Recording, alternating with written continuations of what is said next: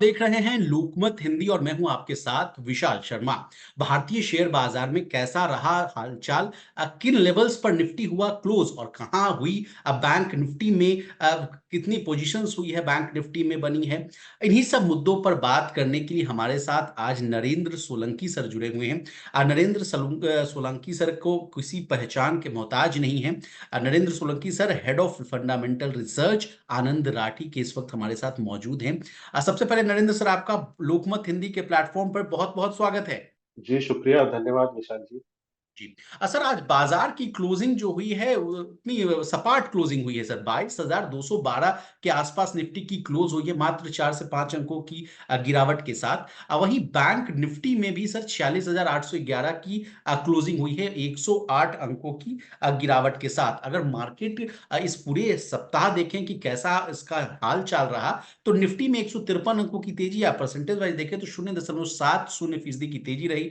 Sensex में 0.93% की तेजी रही। बैंक निफ्टी बैंक की बात की जाए तो 0.83% की तेजी रही। मिड कैप शेयरों का क्या हाल चल रहा है? मिड कैप इंडेक्स भी 0.18% की तेजी के साथ ट्रेड करता हुआ नजर आया है। निफ्टी ऑटो में 0.77% की तेजी आई है। और एक सप्ताह जो एक्शन हुआ है इस पर तो हम लोग चर्चा करेंगे ही, लेकिन इंडिया विक्स 1.48% गिरकर 14.97 के आसपास रहा। छोटे मझोले शेयरों में एक हल्की मात्र हल्की खरीदारी देखने को मिली। आज किन सेक्टर्स से सपोर्ट मिला है उस पर भी चर्चा करेंगे। PSU bank, oil and gas शेयरों में जो है आज कमजोरी रही। मेटल, आईटी और एफएमसीजी शेयरों में भी हल्की मुनाफा वसूली देखने को मिली है। कहां से आया है बाजार को सपोर्ट, ये भी जानेंगे। तो मीडिया, रियलिटी और कंज्यूमर ड्यूरेबल शेयरों में खरीदारी देखने को मिल रही है। ओवर टू यू सर, आपसे समझेंगे कैसा रहा, कैसे देख रहे हैं निफ्टी और बैंक निफ्टी के लेवल्स, और क्या रहेगा एक्शन अगले सप्ताह। Over to you sir. जी, जी, ओवरऑल जो मार्केट का आप देखेंगे तो ओवरऑल जो मोमेंटम है वो पॉजिटिव ही साइड में रहा है। और स्पेशली अगर आज की बात करें, जो ओवरनाइट क्यूज थे, ग्लोबल क्यूज थे, वो काफी पॉजिटिव थे। यूएस जी। में आप चाहे देख लीजिए, चाहे आप जापान में देख लीजिए, जो कि हिस्टोरिकल हाईज पे मार्केट चल रहा है, तो हमने पॉजिटिव ओपनिंग दिखाई। लेकिन क्योंकि हम ऑलरेडी हाई लेवल्स पे चल रहे हैं, और हमने जैसे पहले भी देखा है कि जी। बीच बीच में मार्केट में प्रॉफिट बुकिंग आती रहती है, जो कि हेल्दी साइन है मार्केट्स के लिए। तो जी। आज भी हमने देखा कि बैंकिंग स्टॉक्स में थोड़ी बहुत प्रॉफिट बुकिंग आई, और जी। थोड़े और मिड कैप स्मॉल कैप से भी कुछ कुछ शेयरों में प्रॉफिट बुकिंग आई। इस हिसाब से आज थोड़ा सा माइनर नेगेटिव पॉइंट जी। पे बंद हुआ मार्केट। लेकिन ओवरऑल जो नेक्स्ट वीक का जो रुझान है वो सेम पैटर्न पे रहने वाला है, जहाँ पे जी। मोमेंटम और जो भी मैक्रो फैक्टर्स हैं वो सब पॉजिटिव साइड में ही रहने वाले हैं मार्केट में। और बाइंग ऑन डिक्लाइंस की अगर आपको अपॉर्चुनिटी मिलती है अच्छे स्टॉक्स में, वहां पे आप डेफिनेटली अपनी पोजीशन बना सकते हैं। और जी। इस मार्केट में आप दूसरी स्ट्रेटेजी ये भी कर सकते हैं कि जो फिलहाल जो है आपका स्टॉक पिकिंग टाइप का मार्केट है, जहाँ पे आपको इंडिविजुअल स्टॉक बेसिस पे आपको पिक लेके चलनी पड़ेगी, और उस हिसाब से आप अपनी रणनीति बना के बने रह सकते हैं। तो ओवरऑल बाइंग और डिक्लाइन रहेगा market. Narendra sir, bank Nifty को कैसे आप देख रहे हैं? बैंक निफ्टी पर आपकी क्या नजरिया है, ये भी बताएं। जी, बैंक निफ्टी में जो हमारे सबसे बड़े वेटेज रखने वाले शेयर्स हैं, कोटक महिंद्रा और एचडीएफसी बैंक। तो जैसा आपको पता है कि एचडीएफसी बैंक ने मर्जर के बाद में जो जी। परफॉर्मेंस है उसकी, स्पेशली शेयर प्राइस स्टॉक्स में, वो इतनी अच्छी नहीं रही है। और इवन कोटक महिंद्रा बैंक की भी परफॉर्मेंस इतनी अच्छी नहीं रही है। तो ये जब तक ये दोनों बैंक अच्छी परफॉर्मेंस से अपना कंट्रीब्यूशन नहीं देंगे, जो कि हाईएस्ट वेट रखते हैं फिलहाल, one of the top highest weightage वाले स्टॉक्स हैं, तब तक बैंक निफ्टी थोड़ा हमको अटकता हुआ दिखेगा हायर लेवल्स पे जैसे जैसे पहुंचेगा। तो इन जी। दोनों से एक कंट्रीब्यूशन की बाजार को भी उम्मीद है कि जब तक इनका कंट्रीब्यूशन नहीं आएगा, तब तक बैंक निफ्टी का थोड़ा आपको एक ओवरऑल स्ट्रेंथ की थोड़ी सी कमी बिल्कुल दिखती रहेगी। जैसा कि medium to long term view है, तो एचडीएफसी बैंक फिलहाल वैल्यूएशन टर्म्स में अपने 5 ईयर एवरेज से भी नीचे चल रहा है। तो वैल्यूएशन टर्म्स में अट्रैक्टिव है।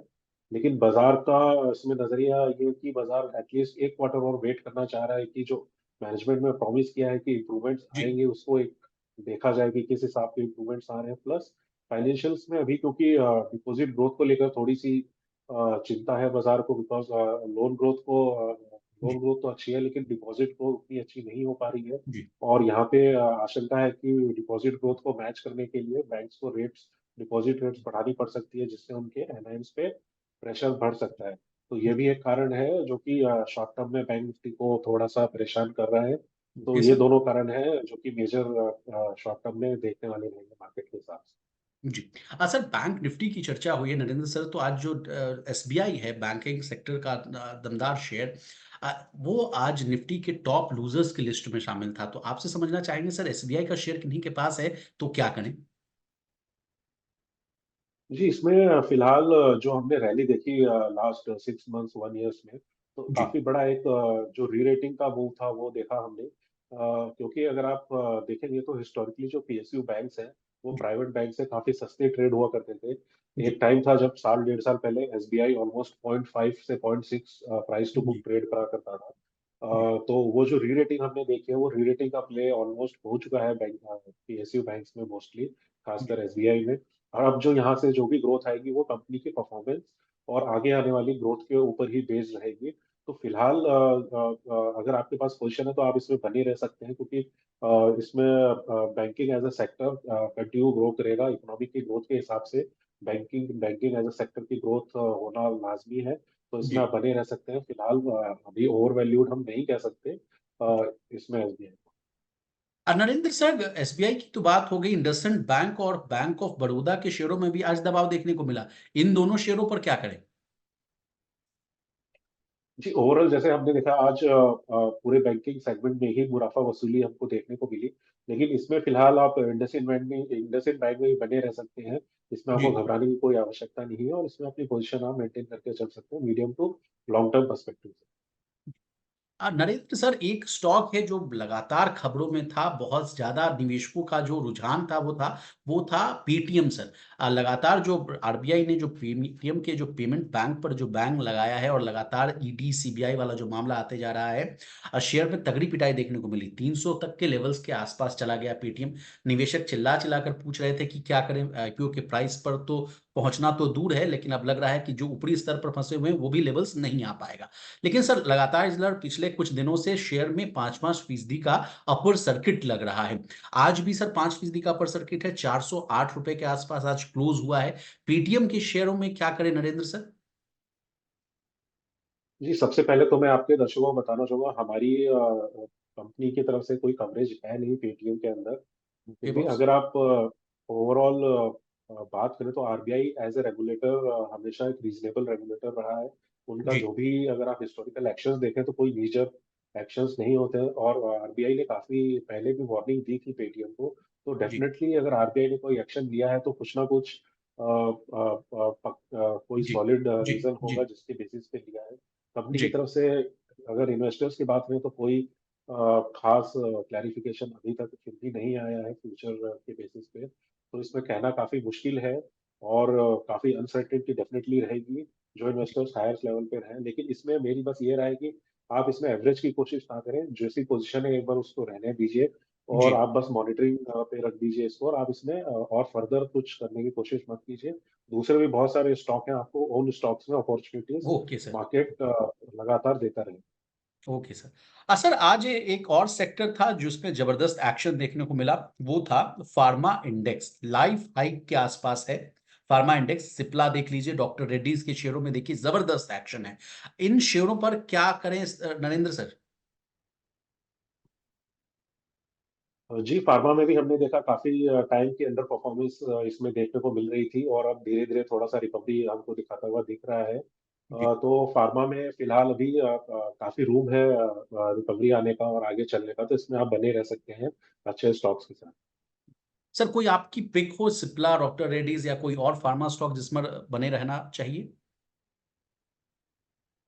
जी, इसमें अगर आप फार्मा में इंडस्ट्री लीडर्स की बात करें तो जैसे डॉक्टर रेड्डीज है, डिवीज लैब है, इसमें आप बने रह सकते हैं। अगर आपको अपॉर्चुनिटी मिलती है तो बाइंग ऑन डिक्लाइन आप कर सकते हैं।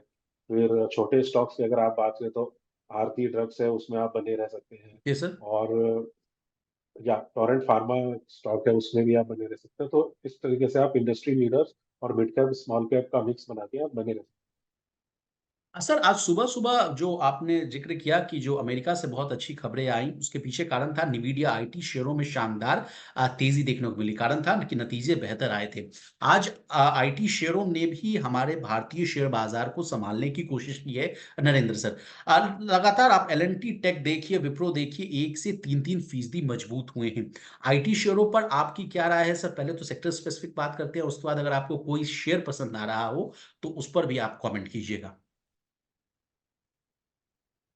जी, डेफिनेटली पिछले साल के अंडर परफॉर्मेंस के बाद हमने देखा आईटी में भी थोड़ा रिकवरी प्ले हुआ है। जी। तो जहाँ तक फिलहाल जो मार्केट का रवैया है सेक्टर के प्रति वो वेट एंड वॉच मोड में है, जो हमको एक चीपनेस जिसको बोल सकते हैं कि एक काफी वैल्यू मिल रही थी आईटी सेक्टर में, वो प्ले आउट हो चुका है। अब यहाँ पे स्टॉक स्पेसिफिक प्ले बचा हुआ है।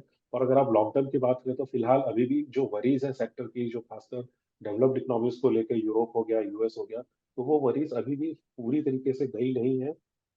और अभी भी वो वरीज है लॉन्ग टर्म ग्रोथ के पर्सपेक्टिव से। एक पॉजिटिव फैक्टर सेक्टर के लिए ये है कि जो कंपनी की जो डील विंस और जो ऑर्डर पाइपलाइन है वो जी। काफी हेल्दी है। तो आने वाले 2-3 क्वार्टर में कंपनीज को इमीडिएटली कोई रिस्क नहीं है ग्रोथ का। और इन इन इन बिटवीन अगर इस क्वार्टर में अगर लॉन्ग टर्म ग्रोथ अगर जो विजिबिलिटी है वो अगर वापस आ जाती है तो सेक्टर के लिए काफी पॉजिटिव रहेगा। तो फिलहाल पोजीशनिंग के हिसाब से न्यूट्रल न्यूट्रल व्यू रह सकते हैं सेक्टर के अंदर। सर एक स्टॉक है टेलीकॉम स्टॉक्स है वोडाफोन आइडिया 11% उछल गया था सर। खबरें आ रही है कि 27 फरवरी को फंड जुटाने को लेकर बोर्ड बैठक है। और इंडस टावर अगला शेयर है, इसमें भी जबरदस्त एक्शन देखने को मिला। डेरिवेटिव सेगमेंट में अगर देखें सर तो इंडस टावर में भी अच्छी खासी तेजी देखने को मिली। और आइडिया आपसे समझना चाहेंगे सर इन दोनों स्टॉक्स को कैसे देखें, क्या इनमें जो तेजी आई है वो बरकरार रहेगी? जी, पहले डिस्क्लेमर दूंगा, ये दोनों स्टॉक्स हमारी कवरेज में नहीं है। Okay sir. और जहाँ तक वोडाफोन की बात है तो डेफिनेटली जो खबर आई है वो पॉजिटिव है स्टॉक के लिए। जी। क्योंकि वोडाफोन की कंसर्न कैपिटल कंस्ट्रेंट रही है, जो कि इसको आगे ग्रो करने में और एज अ बिजनेस कंटिन्यू करने में काफी हेल्पफुल होगा। अगर ये फंड रेजिंग सक्सेसफुल होती है तो जी। पॉजिटिव है खबर। और इंडस टावर्स, क्योंकि Vodafone is one of the tenants of Indus towers, तो डेफिनेटली उसके लिए भी पॉजिटिव है। बिकॉज अगर वोडाफोन कंटिन्यू करता है एज अ बिजनेस और उसका बिजनेस अच्छा करता है तो इंडस टावर्स की जो टेनेंसी है उस पर कोई इमीडिएट नियर टर्म में कोई रिस्क नहीं रहेगा। तो वहां पे भी एक इस वोडाफोन की फंडिंग की न्यूज ने पॉजिटिव एक्ट किया है। तो दोनों स्टॉक्स में आपको उसका आज रिएक्शन देखने को मिला। जी। नरेंद्र सर अगला स्टॉक है वोकहार्ट। अब कहा जा रहा है कि कंपनी जो है क्यूआईबी ला सकती है, अगले इस हफ्ते ही लाएगी। सोमवार को ऐसा कहा जा रहा है कि कंपनी जो है रोड शो भी करेगी। तो क्या इन खबरों का इम्पैक्ट इन शेयरों पर पड़ेगा सर? बने रहें या इसको वॉच लिस्ट में डाले रखें? जी, वॉकआउट भी हमने कवरेज में रिकमेंड नहीं किया है हमारे किसी क्लाइंट्स को, हमारी कवरेज में नहीं है। लेकिन अगर आप वॉकआउट की परफॉर्मेंस की बात करें तो बहुत खराब परफॉर्मेंस कंपनी ने लगातार कंटिन्यूसली दिखाती आ रही है पिछले कुछ सालों से। तो जी। परफॉर्मेंस उतनी अच्छी नहीं है कंपनी की। तो आगे देखते हैं क्यूआईपी के जरिए किस हिसाब से इनका डिस्क्लोजर आता है फ्यूचर ग्रोथ प्रोस्पेक्ट्स को लेके और फंडिंग की यूटिलाइजेशन को लेके। तो वो काफी इंपॉर्टेंट रहेगा आगे आने वाले टाइम में देखने के लिए कंपनी किस हिसाब से अपनी ग्रोथ प्लान कर रही है। सर अब आपका ध्यान मैं ओएमसी स्टॉक्स के पर लाना चाहूंगा। आज मैं अगर डेरिवेटिव का डेटा देख पा रहा हूं तो हिंद पेट्रो और आईओसी जैसे तमाम शेयरों में तगड़ी बिकवाली देखने को मिल रही है। हिंद पेट्रो जो है 526 रुपए के आसपास क्लोज हुआ है फ्यूचर्स में, 2.5% कमजोर। आईओसी भी 175 रुपए के आसपास ट्रेड होता हुआ दिख रहा था, 2.5% ये भी कमजोर रहा है। कच्चा तेल जो है नरेंद्र सर $83 प्रति बैरल के आसपास ट्रेड कर रहा है, एक समय था जो $75 के नीचे आसपास था। क्या इनका कोई कोरिलेशन है और अगर हाँ तो ओएमसी स्टॉक्स में क्या रणनीति अपनानी चाहिए सर? जी, definitely oil and gas stocks का क्रूड ऑयल से कोरिलेशन रहता है। जी। इसमें आपको देखना पड़ेगा कि अपस्ट्रीम कंपनी है या डाउनस्ट्रीम कंपनी है। सो जो crude oil as a raw material use करते हैं रिफाइनरीज, जी। उनका कोरिलेशन है कि जब क्रूड ऑयल प्राइसेस में अचानक से राइज आता है तो उनके मार्जिन पे इम्पैक्ट पड़ता है। बिकॉज जी। उनका जो सेलिंग प्राइस है वो उतना जल्दी से बढ़ता या घटता नहीं है। तो वहाँ पे उनका नेगेटिव इम्पैक्ट आता है। वहीं पे ओएनजीसी जैसी कंपनीज है जो कि crude oil as a product mining करती है, वहाँ पे जी, उनका क्रूड ऑयल प्राइस बढ़ने से उनको पॉजिटिव इम्पैक्ट आता है। और जी, रही बात मार्केटिंग कंपनीज की, तो यहाँ पे अगर आप देखेंगे तो इलेक्शन भी आ रहे हैं, तो यहाँ पे जो क्रूड ऑयल प्राइसेस है हमने देखा कि बीच में थोड़ा सा राइज किया है, तो यहाँ पे जो एग्ज़ैक्टली सर। ओवरऑल जो मार्केटिंग मार्जिन जी, मार्केटिंग मार्जिन की बात करेंगे, तो जो रिफाइनिंग मार्जिन फिलहाल जो इनके $9 to $10 के बीच में चल रहे हैं, वो मेरे हुँ, हिसाब से शॉर्ट टू मीडियम टर्म में पीक पे हैं। तो यहाँ जी, पे और बढ़ने की गुंजाइश नहीं है। यहाँ पे आपको शॉर्ट टर्म में थोड़ा सा गिरते हुए दिखाई दे सकते हैं। और जो अभी मार्केट में जो वैल्यूएशन है वो काफी अच्छा रन अप आ चुका है, तो वो वैल्यूएशन के हिसाब से ठीक है। तो यहाँ पे हमको थोड़ा सा इसका नेगेटिव असर देखने को मिल सकता है शॉर्ट टू मीडियम टर्म में। अदरवाइज लॉन्ग टर्म के हिसाब से ये सेक्टर भी काफी ग्रोइंग सेक्टर्स है, और वॉल्यूम ग्रोथ इसमें कंटिन्यूस मेंटेन है। जी। नरेंद्र सर, अब आते हैं इकोनॉमी, माइक्रो इकोनॉमी पर आपसे चर्चा करते हैं। इस बार का जो अंतरिम बजट है, उस पर सरकार का जो फोकस है, केपेक्स पर, कैपिटल एक्सपेंडिचर पर जो है, खर्च जो है उसको बढ़ाया जा रहा है। 11 लाख करोड़ के आसपास किया जाएगा और उसमें कहा गया कि 11.1% की बढ़ोतरी भी की जाएगी पिछले साल के मुकाबले।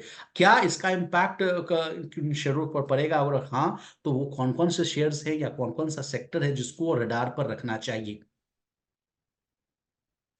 जी डेफिनेटली बहुत सारे सेक्टर्स हैं जहाँ पे गवर्नमेंट का पुश हो रहा है। अगर आप ने कुछ अनाउंसमेंट सुने होंगे तो इंफ्रास्ट्रक्चर, जिसमें कि रोड्स हो गया, रेलवेज हो गए, पोर्ट्स हो गए, इवन जो गवर्नमेंट का फोकस है लॉजिस्टिक्स के ऊपर, तो चाहे वो रोड लॉजिस्टिक्स होगी, रेलवेज हो गया, या जी, फिर अपना कंटेनर लॉजिस्टिक्स हो गया, उस पर बहुत फोकस है। टूरिज्म है, जी, डोमेस्टिक इकोनॉमी में जो गवर्नमेंट पीएलआई स्कीम लेके आई है, मेक इन इंडिया है, अपना सोलर की स्कीम्स है जो, उसमें है कंस्ट्रक्शन सेक्टर है। तो ऐसे करके काफी सारे सेक्टर्स हैं। प्लस सेमीकंडक्टर्स को लेके और इलेक्ट्रॉनिक मैन्युफैक्चरिंग को लेके भी गवर्नमेंट काफी पुश कर रही है। तो जितना भी ये सब जो सेगमेंट में जितनी भी कंपनीज ऑपरेट कर रहे हैं, इनको definitely medium to long term में फायदा होने वाला है। तो आप अगर जितनी भी कंपनीज है इनमें, उसमें अगर आप निवेश करके चलेंगे, तो डेफिनेटली आपको फायदा होगा। और ये जो 11% का जो ग्रोथ है, ये इसी साल नहीं, हमको आगे कंटिन्यूअस हर बजट में हमको देखने को मिलेगा कि गवर्नमेंट का जो फोकस है वो कंटिन्यूअस इंफ्रास्ट्रक्चर पे रहने वाला है। बिकॉज इंडिया का इंफ्रास्ट्रक्चर और logistics one of the key component है, जो कि इकोनॉमी की ग्रोथ जो हम आज 5 ट्रिलियन और 10 ट्रिलियन की बात कर रहे हैं, जी। उसमें मेजर कंट्रीब्यूशन यहीं से ही आने वाला है। तो इस सेगमेंट में आपकी प्रेजेंस डेफिनेटली होनी चाहिए इन स्टॉक्स के थ्रू। जी, जी। नरेंद्र सर, फिस्कल डेफिसिट को भी लेकर सरकार ने बजट में बहुत फोकस किया है। कहा गया है कि 5.8% के आसपास है। उस पे भी कम किया जाएगा और लगातार हर फाइनेंशियल ईयर इसमें और कटौती की जाएगी। मैं अगर सही हूं तो सर, फाइनेंशियल ईयर 2026 तक 4.5% तक फिस्कल डेफिसिट का टारगेट रखा गया है, उससे नीचे भी। जी डेफिनेटली, ये जो नंबर है वो हमारे जितने भी फॉरेन इन्वेस्टर्स हैं उनकी नज़र में काफ़ी फर्स्ट प्रायोरिटी पे रहता है कि कोई भी कंट्री है अगर उनमें उनको इन्वेस्ट करना है तो उसका फिस्कल डेफिसिट किस हिसाब से बिहेव कर रहा है। तो ये काफ़ी अच्छा स्टेप है गवर्नमेंट के लिए। और इसमें खास देने वाली बात ये भी है कि इससे जो ओवरऑल जो कंट्री की जो सॉवरेन रेटिंग है उस पर भी असर पड़ता है। जी, और उसके कारण जो गवर्नमेंट की बोरोइंग कॉस्ट है वो भी काफ़ी हद तक लो होती है। तो जी, इसका जो सेकंड ऑर्डर इफेक्ट्स है वो बहुत पॉजिटिव होता है इकोनॉमी के अंदर। गवर्नमेंट का जो बोरोइंग कॉस्ट लो होगा तो गवर्नमेंट और कम रेट पे बोरोइंग करके जी, और अच्छे से इंफ्रास्ट्रक्चर के अंदर स्पेंड कर पाएगी। तो ओवरऑल जो हमारा इवन जो अभी आने वाला जो हमारा डेट इशुएंस है ग्लोबल इन्वेस्टर्स के लिए, उसमें भी इसका असर देखने को मिलेगा कि जो हमारी कॉस्ट ऑफ बोरोइंग है वो कम हमको होती हुई दिखेगी। तो ये बहुत ही पॉजिटिव मूव है गवर्नमेंट के लिए। और इससे इन्फ्लेशन भी कंट्रोल में रहता है, जो कि आरबीआई का काफी फोकस रहता है कि इन्फ्लेशन कम हो तभी हम रेट कम करें। तो फिस्कल डेफिसिट अगर आपका चेक में रहेगा, तो आपका बोरोइंग कॉस्ट भी लो करता है और इन्फ्लेशन भी लो करता है, जिससे इंटरेस्ट रेट्स भी आपकी कम होती है। तो ओवरऑल पॉजिटिव नेट इम्पैक्ट होता है इकोनॉमीज के अंदर, जो कि बहुत ही अच्छी बात है। और गवर्नमेंट का जो ये टारगेट है काफी सराहनीय है, और इसमें बहुत ही बेहतर है इकोनॉमी के लिए। सर, आपने आरबीआई का ज़िक्र किया तो बता दूँ कि जो लास्ट एमपीसी की बैठक हुई थी, उसमें कहा गया था आरबीआई के द्वारा कि जो लगातार हम 6 बार जो है वो ब्याज दरों पर स्थिर रख रहे हैं, उसमें कोई चेंज नहीं है। लेकिन उन्होंने एक और पॉइंट डाला कि जितनी भी जैसे 650 बेसिस पॉइंट्स का जो कट हम लोगों ने कर रखा है पहले, वो अभी तक पास ऑन ही नहीं हुए हैं कस्टमर्स पर।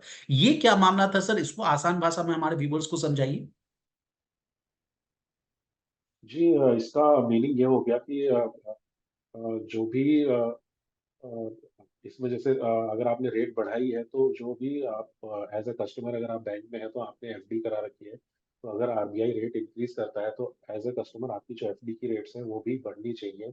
जी लेकिन कभी कभी ऐसा होता है कि वो लाइक टू लाइक ना बढ़ के वो थोड़ा सा उनमें लैग इफेक्ट होता है, लैग इफेक्ट होता ही होता है, प्लस लाइक टू लाइक नहीं बढ़ती है। सिमिलरली अगर रेट कट्स होते हैं तो आपकी जो बोरोइंग रेट है, चाहे आप होम लोन ले रहे हो या पर्सनल लोन ले रहे हो, तो वो जो बोरोइंग रेट है वो आपकी रेट कट के साथ साथ धीरे धीरे आहिस्ते आहिस्ते कम होगी एक लेग इफेक्ट के बाद, बिकॉज बैंक्स को वो पास ऑन करना पड़ता है। लेकिन काफी बार बैंक्स की खुद की इंटरनल सिचुएशन ऐसी होती है कि वो बैंक वो फॉलो नहीं कर पाते बिकॉज ऑफ वेरियस फैक्टर्स। जी तो इसलिए आरबीआई का जो कमेंट था वो इसी को लेके था कि जो बैंक्स हैं, बिकॉज ऑफ वेरियस फैक्टर्स, जैसे अभी मैंने बताया कि डिपॉजिट ग्रोथ उनकी नहीं हो पा रही, जी जी तो अल्टीमेटली जब पहले सिस्टम में लिक्विडिटी सरप्लस थी तो बैंक्स वर शाइंग अवे कि वो कस्टमर्स को हायर डिपॉजिट रेट ऑफर करें। लेकिन जी अभी अभी आप देखेंगे तो सिस्टम में लिक्विडिटी कम है और बैंकों को डिपॉजिट मोबिलाइज करना ही पड़ेगा। दे हैव टू चूज कि अब डिपॉजिट मोबिलाइज करने के अलावा कोई चारा नहीं, बिकॉज लिक्विडिटी लो है। तो अब वो लोग जो एज ए कस्टमर को जो डिपॉजिट रेट्स है वो हाइक होना स्टार्ट होगा, जो कि आरबीआई चाह रहा था। तो इसी तो यही जो फैक्टर है जो कि बताता है कि किस हिसाब से रेट में मूवमेंट के हिसाब से आपकी लोन और डिपॉजिट रेट्स मूव करती नरेंद्र सर, इस हफ्ते हर दिन बाजार जो है नया रिकॉर्ड हाई बना रहा था। आज भी देखिए कि 22,297 का हाई हम लोगों ने बनाया, लेकिन वहां से हल्की मुनाफा वसूली देखने को मिली। आपसे समझना चाहेंगे सर कि ये जो साल है ये इलेक्शन ईयर है, इन तमाम तरह के रिस्क हैं, जियोपॉलिटिकल टेंशन है, रेड सी वाला मामला है, इसराइल वाला जो वॉर है वो अभी तक अनिश्चित काल तक चला रहा है। फेड भी है बीच बीच में, जो बॉन्ड्स अमेरिकी बॉन्ड्स है वो भी है, वो भी एक बहुत बड़ा मुद्दा बना रहता है। आपसे समझना चाहेंगे सर कि भारतीय शेयर बाजार के लिए क्या क्या रिस्क फैक्टर्स हो सकते हैं जिनको आम निवेशक अपने रडार पर उनको सोच समझ कर ही ट्रेड करें। है जी। पहले अगर ग्लोबल से शुरुआत करें हम, तो जहां तक रशिया यूक्रेन और इसराइल का कॉन्फ्लिक्ट है वो मार्केट में प्राइस्ड इन है। और क्योंकि काफी टाइम हो गया इनको चलते हुए, तो मार्केट भी इनको इतना ज्यादा जी जी, फ्रंट में तवज्जो नहीं नहीं दे रहा रख है। पा रहा है, जी तवज्जो नहीं दे रहा है। जी एक जो मेजर रिस्क है वो फेड का इंटरेस्ट रेट कट से रिलेटेड है, जो कि फिलहाल के लिए अभी नया नया है। हमने देखा कि अभी लेटेस्ट जो फेड का मीट हुआ उससे पहले की अगर आप ध्यान दें तो मार्केट एक्सपेक्ट करके चल रहा था कि मार्च में या कहीं ना कहीं first half of this year में कुछ ना कुछ तो रेट कट होगा ही होगा जी फेड के जी हिसाब से। लेकिन फेड मीटिंग में ये मार्केट को क्लियर हो चुका है कि अब मार्च नहीं। में तो बिल्कुल नहीं होने वाला, और जी बहुत ही कम प्रोबेबिलिटी है कि फर्स्ट हाफ में हो। तो अब जो मार्केट का एक्सपेक्टेशन ये लेके चल रहा है कि अगर कोई रेट कट सर्टेनिटी के साथ आया तो सेकंड हाफ में ही आएगा। अब हम्म, सेकंड हाफ में ये क्लियर नहीं है कि सेकंड हाफ में स्टार्टिंग में आएगा या सेकंड हाफ में भी आते आते टाइम लग जाएगा। क्योंकि ओके। अगर आप यूएस इकोनॉमी का डेटा देखें तो यूएस इकोनॉमी का डेटा जो है वो काफी स्ट्रॉन्ग इंडिकेट कर रहा है। उनकी जो जॉब्स का सिचुएशन है, उनकी जी जो इकोनॉमिक ग्रोथ है, इवन आज आज ही का मैं डेटा पढ़ रहा था। जी जी कोई रेटिंग एजेंसी ने उनकी ग्रोथ एक्सपेक्टेशन जो कि 1.5% की, उसको रेस करके 2.1 या समथिंग परसेंटेज किया है। जी तो इकोनॉमी काफी स्ट्रांग है। तो हमको ये देखना पड़ेगा कि फेड किस हिसाब से इसको रीड करता है। तो जी ये एक काफी फैक्टर रह सकता है जो कि जो शॉर्ट टर्म फ्लोज है उनको इम्पैक्ट कर सकता है। इसके अलावा मेरे को ग्लोबल में फिलहाल इमीडिएट टर्म में कोई रिस्क नहीं है। नाउ अब इलेक्शन की अगर बात करें तो डेफिनेटली इलेक्शन एक बहुत बड़ा इवेंट है डोमेस्टिक जी मार्केट के लिए। जी जी। और ये कहना गलत नहीं होगा कि इलेक्शन जैसी चीज मार्केट को इम्पैक्ट करती है, बिल्कुल करती है। रहती है। लेकिन इसका इम्पैक्ट कैसा होता है और कितने टाइम के लिए होता है ये देखने वाला पॉइंट है। तो इसमें अगर आप हिस्टोरिकल डेटा देखें जी तो मार्केट हमेशा इलेक्शन से पहले एक प्री इलेक्शन रैली देता है, जी जो कि हमको इस बार भी देखने को मिली। और जस्ट 1 मंथ बिफोर इलेक्शन या इमीडिएट जब इलेक्शन होने वाला होता है तब मार्केट ऑलमोस्ट फ्लैटिश रहता है। उसमें ना तो आपको ज्यादा पॉजिटिव मिलता है ना आपको ज्यादा नेगेटिव मिलता है। तो 1 मंथ बिफोर इलेक्शन मार्केट थोड़ा फ्लैटिश हो जाता है, जी जो जी, अभी भी हमको जिस हिसाब से अगर आप देखने को मिल रहा वेरिएशन है। देख लें या market जी देख रहा है, तो हमको लगभग लगभग वही देखने को मिला है कि जनवरी और फरवरी स्टार्टिंग में हमने काफी स्ट्रॉन्ग रैली दिखाई, उसके बाद अब थोड़ा सा फ्लैटिश या जोन में जाता हुआ मार्केट दिखाई दे रहा है। और इलेक्शन के रिजल्ट्स आने के बाद अगर आप देखें तो इमीडिएट में जो मार्केट का एक्सपेक्टेशन की जो गवर्नमेंट आई है, अगर वो मीट करता है तो मार्केट ज्यादा ऊपर नहीं जाता है। और अगर इस एक्सपेक्टेशन मीट आउट नहीं होता तो मार्केट डेफिनेटली थोड़ा सा नीजर रिएक्शन आता है, बट अल्टीमेटली उस लॉन्ग टर्म में मेजर कोई फर्क नहीं होता। लॉन्ग टर्म में मार्केट पॉजिटिव वे में, अगर आप 1 ईयर रिटर्न देखें तो पॉजिटिव ही है। तो तो जैसा फिलहाल का जो सिचुएशन है उसमें मार्केट ने ऑलरेडी प्राइस इन कर रहा है कि जो इनकम्बेंट गवर्नमेंट है वो आने ही वाली है। तो जी। फिलहाल इलेक्शन के बाद भी हमको कोई डाउनसाइड रिस्क नहीं दिख रहा है, और मार्केट एट मोस्ट फ्लैटिश रहेगा। और इलेक्शन के बाद मीडियम टर्म में by the end of the year, अगर फेड का आउटकम भी सपोर्टिव रहा तो मार्केट थोड़ी सी ईयर एंड रैली भी दिखा सकता है। Okay sir, okay. आते हैं सर कुछ स्टॉक्स पर फिर से चर्चा करते हैं। इरेडा सर, निवेशकों का पसंदीदा शेयर, मात्र 50 से 60 दिनों से कम समय में 32 रुपए का शेयर 200 रुपए के भाव पर चला गया, लेकिन वहां से जो तगड़ी पिटाई जो देखने को मिल रही है, शेयर फिर से 150 रुपए के आसपास लुढ़क गया था। खैर, अब इसमें एक्शन देखने को मिल रहा है। आज 90 दिनों का जो 50% एंकर लॉक इन था वो आज खत्म हुआ था सर। आज भी शेयरों में तगड़ी गिरावट देखने को मिल रही है, 5% टूटा है, 159 के आसपास ट्रेड कर रहा है। इरेडा में क्या करें सर? जी, सबसे पहले डिस्क्लेमर, हमारी कवरेज में नहीं है ये स्टॉक। जी। दूसरा, आईपीओ के बाद जो परफॉर्मेंस देखी है हमने तो काफी शानदार परफॉर्मेंस दिखाई स्टॉक में, तो इसमें डेफिनेटली प्रॉफिट बुक कर लेना चाहिए अगर आपका अच्छा खासा प्रॉफिट इसमें बन रहा है। ओके। और दूसरा, हर पीएसयू स्टॉक ऐसा नहीं है कि आप हर पीएसयू स्टॉक आपको लॉन्ग टर्म में पैसा बना के देगा और अच्छा ही है। बहुत ही तो फिलहाल जो हम लोग रैली देख रहे हैं उसमें खराब स्टॉक्स या ओके ओके टाइप के स्टॉक्स भी चल रहे हैं, जो वैल्यूएशन टर्म्स में देखें तो बहुत हाई वैल्यूएशंस पे ट्रेड कर रहे हैं। तो जी। जहाँ जहाँ पे आपको ऐसी पॉकेट्स दिख रही हैं जहाँ पे बहुत हाई वैल्यूएशंस है और जहाँ पे ग्रोथ प्रोस्पेक्ट्स इतने ज्यादा नहीं है स्टॉक्स में वैल्यूएशन के कंपैरिजन में, तो वहाँ आपको प्रॉफिट बुक करके चलना ही पड़ेगा। और सिर्फ आपको अच्छे स्टॉक्स में ही बने रहने की आगे कोशिश करनी चाहिए। सर, एक स्टॉक है रेलवे, रेलवे का स्टॉक है, लेकिन उससे पहले बता दें कि बजट में भी जो जैसा कि आपने कहा कि सरकार का भी फोकस बहुत ज्यादा था। 3 नए रेल कॉरिडोर बनाने की भी बात की जा रही थी। यात्रियों, पैसेंजर्स की जो यात्रा का जो टिकटिंग है उसमें भी पैसे की कटौती करने की कोशिश की गई थी, कारण आम मिडिल क्लास को राहत देने की कोशिश की गई। टेक्समैको रेल है सर, इक्विटी बॉन्ड और डिबेंचर के जरिए क्यूआईपी से फंड जुटाने की ऐसी बात कही जा रही है। आपसे पहले समझना चाहेंगे सर, टेक्समैको रेल में क्या एक्शन देखने को मिलेगा, या इस शेयर को अपने रडार पर रखें, और अगर नहीं तो कोई और रेलवे शेयर जो आपको पसंदीदा लग रहा हो, अट्रैक्टिव लग रहा हो किन्हीं लेवल्स पर, जिस पर आप खरीदारी करने की सलाह दे रहे हैं? जी, रेलवे स्टॉक्स डेफिनेटली, जो रेलवे एज ए सेक्टर है वो काफी प्रॉमिसिंग है। गवर्नमेंट का काफी फोकस रहा है इस सेगमेंट में, क्योंकि ये भी एक इंफ्रास्ट्रक्चर का बड़ा पार्ट है और कंट्रीब्यूटिंग पार्ट है। तो इसमें इसमें इम्प्रूवमेंट गवर्नमेंट करती आ रही है। लेकिन इसको आपको इस नजरिए से देखना पड़ेगा कि ये एक स्लो मूविंग सेक्टर है। स्लो मूविंग का मतलब ये है कि इसमें प्लानिंग से लेके एग्जीक्यूशन के बीच में आपका बहुत टाइम निकलता है। और क्योंकि इसमें काफी सारी एजेंसीज इन्वॉल्व हैं और टेंडरिंग प्रोसेस, उसके बाद ऑर्डरिंग प्रोसेस, तो काफी इसमें टाइम जाता है। तो आपको इसमें, अगर जिसको हम कहते हैं लॉन्ग टर्म, जो कि 3 इयर्स प्लस कहते हैं, ये लॉन्ग टर्म से भी थोड़ा आगे का होल्डिंग पीरियड मांगता है, जो कि जी। 5 इयर्स प्लस होता है। तो अगर आप इस टाइप का लॉन्ग पीरियड तक होल्ड कर सकते हैं तो ही आपको इस टाइप के सेक्टर्स में जाना चाहिए।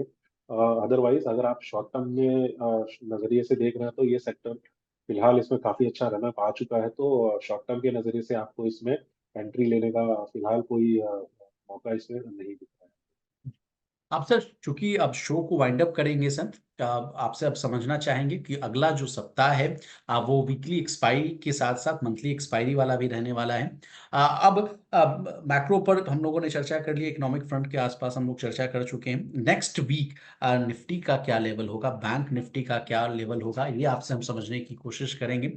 और अगर दूसरा सवाल हमारा ये रहेगा सर कि अगर किसी सेक्टर स्पेसिफिक, अगर आप कुछ एक्शंस देख रहे हो या आगे लंबी अवधि में पैसा बनेगा, तो वो कौन सा सेक्टर होगा सर? जी, नेक्स्ट वीक मार्केट का, जैसे मैंने कहा कि ओवरऑल जो मूड है या फिर ओवरऑल जो पोजीशनिंग है मार्केट की, वो पॉजिटिव साइड पे ही है। और इसमें आप पॉजिटिव मोमेंटम बिल्कुल देख सकते हैं नेक्स्ट वीक। ग्लोबल क्यूज भी काफी स्ट्रांग है। तो इसमें जो आपको स्ट्रेटेजी बना के रखनी होगी वो अपने स्टॉक्स, जो अच्छे स्टॉक्स हैं उन पे नजर रखिए और बाइंग ऑन डिक्लाइन की स्ट्रेटेजी आप बना के चल सकते हैं। तो जहाँ पे भी आपको मौका मिलता है वहाँ पे बाय करिए, और खासकर जो आपके शॉर्ट टर्म बेट्स वाले स्टॉक है वहाँ पे आप प्रॉफिट बुकिंग भी करना मत भूलिएगा। तो प्रॉफिट बुकिंग भी आपको करते रहनी है, जो आपने स्टॉक शॉर्ट टर्म में के हिसाब से लिए हैं, या फिर जो आपके लॉन्ग टर्म बेट्स नहीं है, तो वहाँ पे प्रॉफिट बुकिंग करना भी बहुत जरूरी है, क्योंकि यहाँ पे काफी सारे स्टॉक्स हैं जहाँ पे हमको ओवर वैल्यूएशन की पॉकेट्स भी कुछ कुछ दिखाई दे रही है। तो राइट नाउ मार्केट में आपको स्टॉक पिकिंग भी करनी है, और आपको प्रॉफिट बुकिंग दोनों ही करनी है इस लेवल्स पे। तो आप वो टाइप की स्ट्रेटजी बना के चल सकते हैं। जहाँ तक सेक्टर्स की बात है, तो जी। अभी तक जो सेक्टर्स चल रहे हैं वही सेक्टर्स नेक्स्ट वीक भी परफॉर्म करेंगे। इसमें आपका डोमेस्टिक इकोनॉमी से रिलेटेड हो गया, इंफ्रास्ट्रक्चर हो गया, जी। और डिफेंस के सेक्टर्स हो गए। इस टाइप के सेक्टर्स ही आपको लॉन्ग टर्म इन्वेस्टमेंट के लिए भी ध्यान में रखना है। तो इसी में अगर आप स्टॉक पिकिंग भी करेंगे, कैपिटल गुड्स हो गया, थोड़ा बहुत हमको एफएमसीजी में पिकअप दिख सकता है, खासकर जो रूरल रूरल एरिया को फोकस करने वाली जो कंपनीज है, जैसे ओके आईटीसी सर। हो गई, वहाँ पे ओके। आपको थोड़ा सा ट्रैक्शन दिख सकता है, बिकॉज इलेक्शंस और जो रूरल स्पेंडिंग जनरली थोड़ा सा इम्प्रूव हो सकता है वहाँ पे। तो आईटीसी पे आप फोकस करके चल सकते हैं। इंफ्रास्ट्रक्चर में एक हमको स्टॉक अच्छा लग रहा है, वो जीएसडब्ल्यू इंफ्रा है, वो भी आप देख सकते हैं 290 के टारगेट के हिसाब से। तो इस टाइप से आप फोकस करके चल सकते जी। सर, अंतिम सवाल अब आपसे समझना चाहेंगे, चूँकि आप सेबी रजिस्टर्ड हैं और लगातार सेबी भी कहते रहती है कि जैसे मैं डेरिवेटिव का आंकड़ा बता रहा हूँ सर, बहुत लोग का जो रुझान है फिनोस ट्रेडिंग में ज़ीरो डे, हीरो डे वाला जो ऑप्शन में उसमें सोचते हैं कि कम पैसा लगाकर मोटा मुनाफ़ा हम कमा सकें। लेकिन हमारा जो ये शो है इसका मकसद है कि दोनों आयाम को हम लोग कवर कर सकें। शेयर मार्केट सर इतना आसान नहीं होता है पैसा बनाना। लोगों को लगता है कि एफएनओ में ट्रेड कर लेंगे तो पैसा बन जाएगा, या शेयर मार्केट में घुस जाएँगे तो आराम से पैसा बन जाएगा, रातों-रात अमीर बन जाएँगे। आपसे समझना चाहेंगे सर, आप इतने बड़े ब्रोकरेज हाउस को देखते हैं, वहाँ काम करते हैं और मार्केट को बहुत अच्छे से स्टडी करते हैं। आपसे समझना चाहेंगे सर कि शेयर मार्केट में अगर ट्रेड करना है, निवेश करना है, तो क्या डूज़ एंड डोंट्स है, वो उसको अप्लाई करना चाहिए?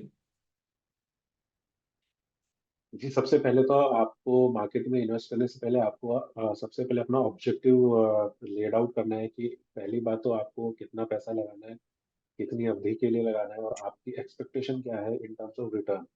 तो मोटा मोटी अगर आपको एक्सपेक्टेशन में कंफ्यूजन है, तो आपको एक फॉर्मूला होना चाहिए। वो फॉर्मूला ये है कि आपकी जो भी एफडी की रेट्स है, वो प्लस आप इन्फ्लेशन जो भी आप चाहे एवरेज इन्फ्लेशन पकड़ लीजिए 5 साल का, या फिर जो भी करंट इन्फ्लेशन चल रहा है, तो आप जी, ये मानिए कि आपको आज की डेट में 7.5% एफडी मिल रही है बैंक से। उसमें अगर आप 5% इन्फ्लेशन आप जोड़ लेंगे, तो आपको 12.5% हो गया। उसमें आप 1 या 2% का अल्फा जोड़ लीजिए जी, अपने हिसाब से। तो आपको ये एम करना चाहिए कि आपको 12 to 15% का अगर आपको पर ईयर सीएजीआर मिल रहा है मार्केट से, that is more than enough. जी हाँ, बीच बीच में ऐसी पॉकेट्स, ऐसा टाइम आएगा जहाँ पे आपको 30%, 40%, 50% रिटर्न मिल सकता है। जी, लेकिन ऐसा टाइम भी आएगा जहाँ पे आपको 10%, 20% नेगेटिव भी मिलेगा जी, मार्केट। जी, जी, तो ओवरऑल आपको 3 ईयर 5 ईयर टाइमलाइन में आपको 12 से 15% का सीएजीआर अगर आपको मिल रहा है, that is more than enough. और उससे ज्यादा आप अगर आपको कुछ मिलता है, तो वो आप एज अ बोनस समझ के रख लीजिए, लेकिन उसके पीछे जी, भागना बिल्कुल नहीं चाहिए, जी, बिकॉज उसके कारण आप अपना रिस्क जो है वो बढ़ेगा। तो एडिशनल 1% अगर आप ओवर एंड अबव 50% टारगेट करने जाएंगे, तो उसके प्रोपोर्शन में जो आपका रिस्क है वो बहुत ज्यादा इंक्रीज होता है। तो वो आप बिल्कुल मत करिए। तो जी, आपको सबसे पहले अपना फोकस रखना है, और प्लस डिसिप्लिन। हाँ, तो डिसिप्लिन कभी भी आपको नहीं चुनना। तो अगर आपने सोचा है कि एवरी मंथ में इन्वेस्ट करूंगा, तो एवरी मंथ आपको एक पर्टिकुलर अमाउंट इन्वेस्ट करिए, या एवरी 3 मंथ या एवरी 6 मंथ, फिर आप उसको तोड़िए मत या उसको चूकिए मत। तो डिसिप्लिन भी एक काफी अच्छी आदत है जो मार्केट में आपको बनाए रखनी चाहिए। और मार्केट में कभी भी पैनिक में आके कोई भी एक्शन या रिएक्शन ना करिए। जैसे जी, कभी कभी कोई स्टॉक अचानक से गिर जाता है, तो आप तुरंत उससे बाहर मत निकलिए ये सोच के कि क्या होगा। या फिर अगर कोई स्टॉक अचानक से 10%, 20% चल गया, तो आप ये मत सोच के उसमें जल्दी में घुसिए कि मैं रह गया। तो बस मार्केट आपको हमेशा कोई ना कोई अपॉर्चुनिटी देगा। मार्केट आज भी है, कल भी रहेगा, आज से 5 साल बाद भी ओपन है, आज से 10 साल बाद भी ओपन है। तो कोई भी जी, अपॉर्चुनिटी मार्केट में आपकी नहीं छूटेगी। तो जी। जल्दीबाजी में कोई भी फैसला मत कीजिए, आपको ढेरों अपॉर्चुनिटी मिलेगी। तो सोच समझ के और अच्छे से उसको एनालाइज करके, और तभी आप इन्वेस्ट करिए। और एक बार इन्वेस्ट कर दिया, तो आप उसमें मार्केट में बने रहिए 3 साल 5 साल में, तभी आपको एक अच्छा रिटर्न दिखेगा आपके पोर्टफोलियो। बहुत शुक्रिया सर। लोकमत हिंदी को आपने अपना कीमती समय दिया, इसके लिए बहुत-बहुत शुक्रिया सर। जाते-जाते नरेंद्र सर, अगर आपका कोई डिस्क्लेमर हो तो प्लीज़ दे दीजिए, शो को वाइंड अप करेंगे। जी, इसमें जितने भी स्टॉक्स में हमने बात करी, उसमें हमारी कवरेज में स्टॉक्स रहते हैं, और हमारे जो क्लाइंट्स हैं, उनको हम जैसे ही हमारी कवरेज आती है, हम उनको डिसिग्नेट कर देते हैं। सो हमारे क्लाइंट्स की पोजीशन इसमें डेफिनेटली हो सकती है, जितने भी स्टॉक्स हैं, हमने बातचीत करी। बहुत-बहुत धन्यवाद सर। तो इसी तरह बिज़नेस जगत से जुड़ी तमाम ताज़ा तरीन खबरों के लिए बने रहिए हमारे साथ और देखते रहिए लोकमत।